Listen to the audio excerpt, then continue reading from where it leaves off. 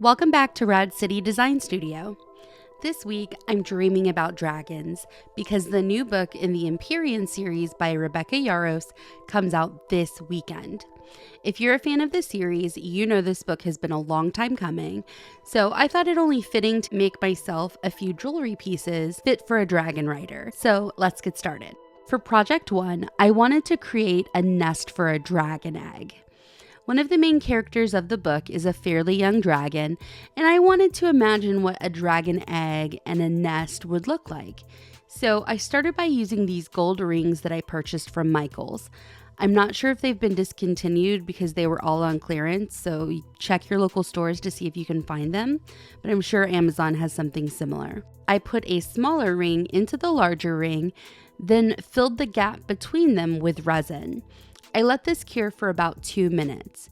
When I was satisfied with the cure, I turned it over and I used pink chrome powder to color the backside so that it would shine through to the front.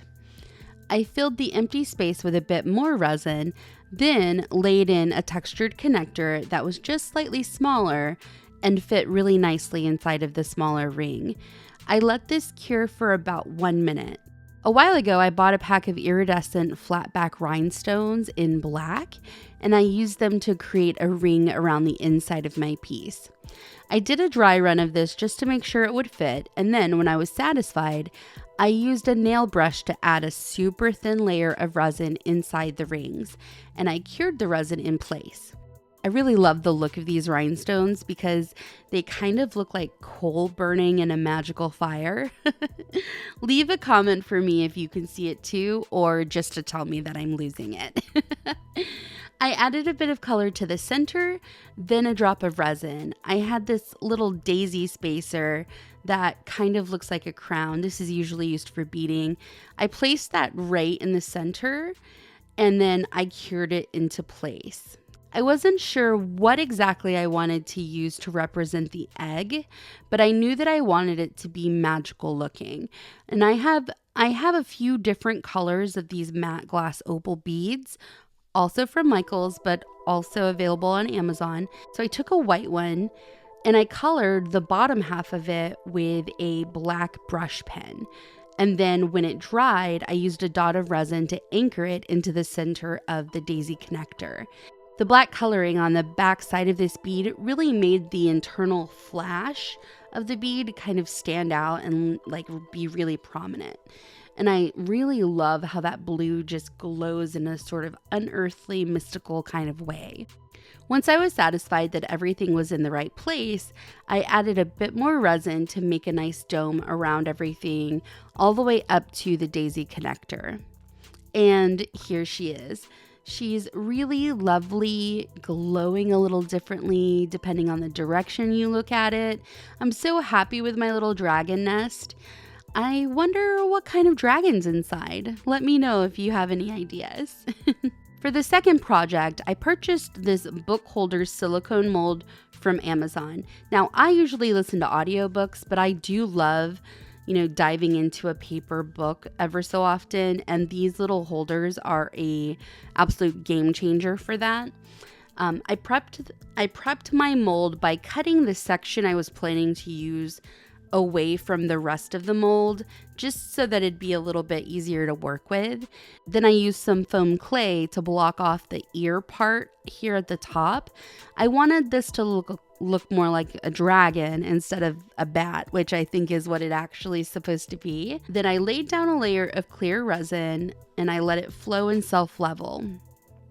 I cured this first layer for about 1 minute. I added a second layer, then added some drops of black resin pigment directly into that resin. I used the end of my paintbrush to swirl the pigment through, creating a wispy, smoky shadow kind of swirl through the edges. I cured this really well, and then I added a final clear layer to seal that pigment in. And here they are. They kind of look a little bit like Batman weapons, but I still really love them. The shape is awesome, they're super sturdy, and they're perfect for keeping my book pages in place.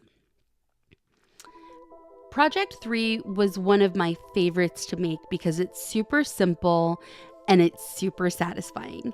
I had this little glass jar and I knew it was perfect to use as a vial for a little bit of poison.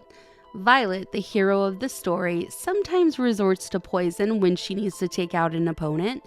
So I started by pushing an eye pen into the cork of my vial until it fit right up against it. Then I used my jump ring pliers to curl what was left of the pen down until it met the top of the cork and created a sturdy loop. I added some distilled water into my dropper bottle. Then I added some chameleon flakes, some mylar flakes, and magenta alcohol ink. And I shook this really well until the alcohol ink fully mixed with the water. I also added some pearl white mica powder to give it like a swirling magical effect. I added a few drops of vegetable glycerin to the bottle as well. This helps the mica and the glitter flakes stay suspended in the water for a little bit longer so that you get that kind of like almost snow globe effect. When I was happy with my concoction, I poured it into the little vial and placed the cork inside. Then I dipped the top, including the cork and the very top of the jar, into some resin, and then I cured it. This would ensure that nothing was going to leak out of the bottle. Now, I love this pendant. It works twofold, both as a necklace and also as a fidget toy, because it's so soothing to watch the mica and the glitter flakes settle back down to the bottom. The color looks so cool, and the swirls of the mica powder are so incredibly satisfying. And finally, we have project number 4. I started this one by drawing out a basic dragon wing shape, just to give myself an idea of how I wanted to construct this piece. I kept this drawing very simple. I cut a piece of 20 gauge copper wire, and I trimmed and bent the wire into shape, following the lines and curves of my drawing. Once I was happy with this kind of skeleton of my dragon wing, I rebuilt it on a piece of tape. Then I used a few drops of UV resin at each join of the wire to make sure that it stayed in shape. I filled in my frame with a thin layer of resin. Then I laid some plastic wrap over the piece, letting the plastic touch the wet resin. I used the end of a brush to push the plastic around, creating texture and ripples over the surface. And when I was satisfied, I cured the piece on both sides. When using the plastic wrap, I did end up with some spillage along the outside of the wing, so I used my hobby knife to trim away any excess. I used a mix of chameleon powder, chameleon flakes, and black pigment to color the piece and give it a shimmering velvet look. I colored the back side of the wing with a brush pen to make the colors on the other side pop, then coated each side with a final layer of resin to lock everything in place. Now, I didn't record this part, but I did drill a small hole at the top, then added a jump ring to turn it into a pendant. Personally, it's one of my favorite things I've ever made. The velvety color, the elegant curves, it all came together to be just such a gorgeous pendant fit for a soaring gale.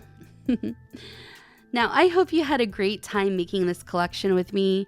If you're excited to read Onyx Storm as much as I am, please tell me about it in the comments. I always love talking books with other people, getting ideas of what people's theories are and things like that. So if you have theories, let me know. Now go make something awesome this week, and as always, stay rad. If you enjoyed these projects, check out more in my resin tutorial playlist.